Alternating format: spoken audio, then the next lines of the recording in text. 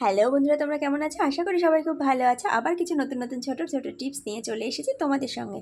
জলের মধ্যে ডিমগুলো ভিজিয়ে রেখে আমরা কি বুঝতে পারবো বর্ষাকালে নুন খুব গলে জল হয়ে যায়। তো সেই নুন যাতে গলে জল না হয় সেটার জন্য আমরা কি করতে পারি সেটাই আজকে শেয়ার করব তোমাদের সঙ্গে।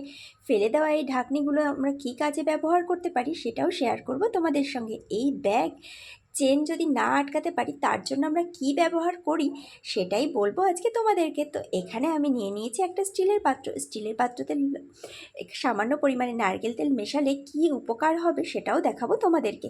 তো দেখো বন্ধুরা, এখানে একটা পাত্রের মধ্যে কিন্তু আমি জল নিয়ে নিয়েছি, তার মধ্যে এরকমভাবে কাঁচা ডিমগুলোকে এইভাবে করে ডুবিয়ে দেবো। তো এইভাবে করে কাঁচা ডিমগুলো জলের মধ্যে ডুবিয়ে দিলে আমরা বুঝতে পারবো যে কোন ডিমটা ভালো আর কোন ডিমটা পচা। তা আমরা কি করে বুঝবো বন্ধুরা? যে ডিমটা কিন্তু পচা হবে সেই ডিমটা কিন্তু ওপর দিকে ভেসে উঠবে, আর যে ডিমটা ভালো হবে সেই ডিমটা কিন্তু মোটেই ওপর দিকে ভেসে উঠবে না। তো দেখো বন্ধুরা, আমার এখানে কিন্তু প্রত্যেকটা ডিমই ভালো, ওই কারণের জন্য কিন্তু একটা ডিমও ওপরের দিকে ভেসে ওঠেনি। তো বন্ধুরা, এইভাবে কিন্তু আমরা বাজার থেকে কিনে এনে ভালো আর খারাপ ডিম ভালোভাবে করে চেক করে নিতে পারি যে কোন ডিমটা ভালো আর কোন ডিমটা খারাপ। যে ডিমটা ভালো হবে সেটা কিন্তু ওপর দিকে ভেসে উঠবে না, যেটা ভালো না হবে সেটা ওপর দিকে ভেসে উঠবে। তো বন্ধুরা, টিপসটা ভালো লাগলে ভিডিওতে লাইক করে চ্যানেলটা সাবস্ক্রাইব করে দিও। তো দেখো বন্ধুরা, এখানে নিয়ে নিয়েছি একটা ব্যাগ। তো দেখো, এই রানারটা কিছুতেই আমি এদিকে আর আগাতে পারছি না। তো কি করে আমরা বেশি টানাটানি করলে আবার রানারটাও মাঝখান থেকে খুলে চলে আসবে। তো আমরা কি করতে পারি, এরকম একটা মোম নিতে পারি। মোম তো এরকম আমাদের সাধারণত সবার ঘরেই থেকে থাকে। তো এই মোমটা দিয়ে কি করব, এই চেনটাতে বেশ ভালোভাবে করে ঘষে ঘষে লাগিয়ে নেব। দুটো এ মাথা ও মাথা পুরো চেনটার মধ্যে আমি বেশ মোমটাকে বেশ সুন্দরভাবে করে ঘষে ঘষে বেশ এমনভাবে লাগিয়ে নেব যাতে পুরো চেনটাই পুরো একদম পুরো স্মুথ হয়ে যায়।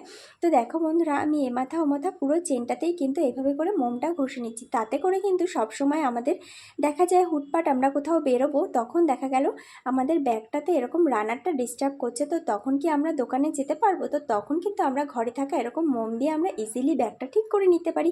তো বন্ধুরা, ভিডিওটা যদি ভালো লেগে থাকে তাহলে ভিডিওতে একটা লাইক করে, চ্যানেলে নতুন হলে চ্যানেলটা সাবস্ক্রাইব করে আমার পাশে থেকে যেও।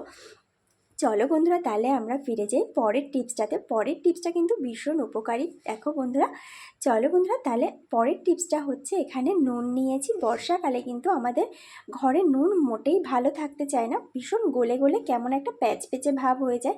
নুন হাতে ধরতেই পারি না, হাতের সঙ্গে লেগে যায়, ভীষণ অস্বস্তি লাগে। আশা করি তোমাদেরও লাগে। তো সেই নুন যাতে গলে প্যাচ প্যাচ না করে, তো সেই কারণের জন্য বা রান্নাতে নুন দেওয়ার সময় অনেক সময় বোঝা যায় না গলা নুন বেশি দিয়ে ফেললাম না কম দিয়ে ফেললাম। তো সেই কারণের জন্যই তোমাদেরকে আজকে দেখাবো বন্ধুরা কি দিলে পরে নুন গলবে না, একদম ঝরঝরে থাকবে। তো চলো বন্ধুরা দেখাই। এখানে নিয়েছি আমি একটা ছোট্ট একটা কাপড়ের টুকরো।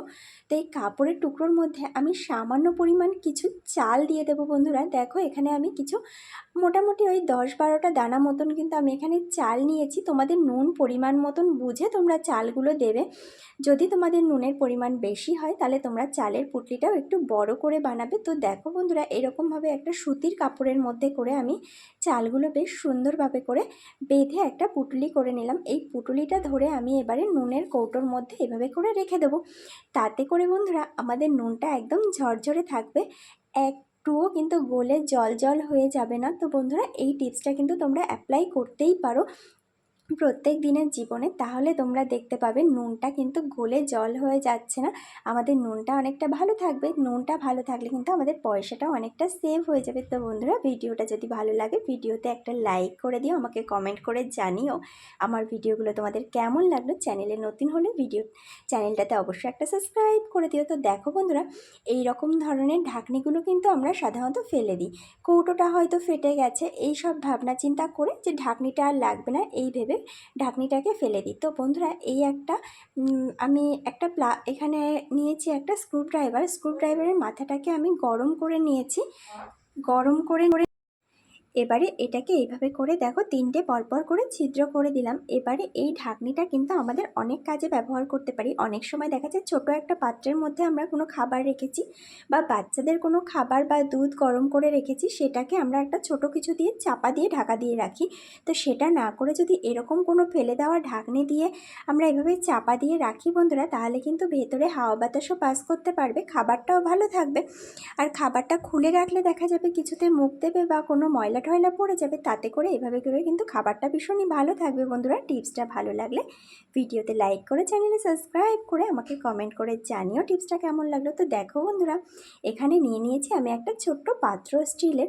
অনেক সময় দেখা যায় আমাদের ফ্রিজে জল রাখতে, মানে কোনো ফ্রিজের যে ট্রে থাকে, মানে জল রাখার আইস ব্যাগ বা আইসের যে ট্রেটা থাকে সেটার মধ্যে জল মানে বরফ জমিয়ে রাখলে খুব তাড়াতাড়ি আমরা সহজে বের করতে পারি না।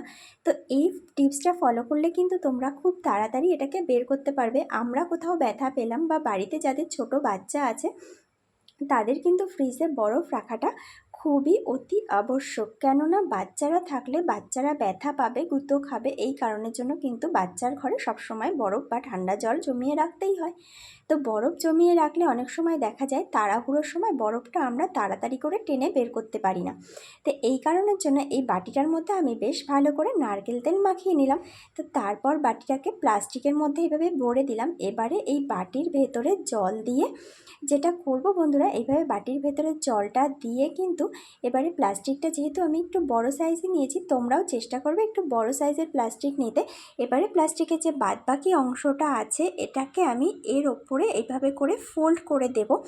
ফোল্ড করে দিয়ে তোমরা চাইলে কোনো একটা গার্ডার বা কোনো একটা দড়ি ঠড়ি দিয়ে এভাবে করে বেঁধে দিতে পারো। বেঁধে দিয়ে এইভাবে করে যদি তোমরা ফ্রিজের মধ্যে বরফ জমিয়ে রাখো বন্ধুরা, তাহলে কিন্তু দেখবে যে বরফটা খুব অতি সহজেই তোমরা ফ্রিজ থেকে বের করে নিতে পেরেছো, কোনো সমস্যাই হবে না। তো বন্ধুরা, এই ভিডিওটা যদি তোমাদের ভালো লাগে, ভিডিওটা অবশ্যই তোমরা মানে এই টিপসগুলো তোমরা অ্যাপ্লাই করো। আশা করব তোমাদের ভালো লাগবে। টিপসগুলো কিন্তু খুব উপকার হবে, তোমরাও যদি অ্যাপ্লাই করো। ভিডিওটা ভালো লাগলে ভিডিওতে একটা লাইক করে চ্যানেলে সাবস্ক্রাইব করে আমার পাশে থেকে যেও।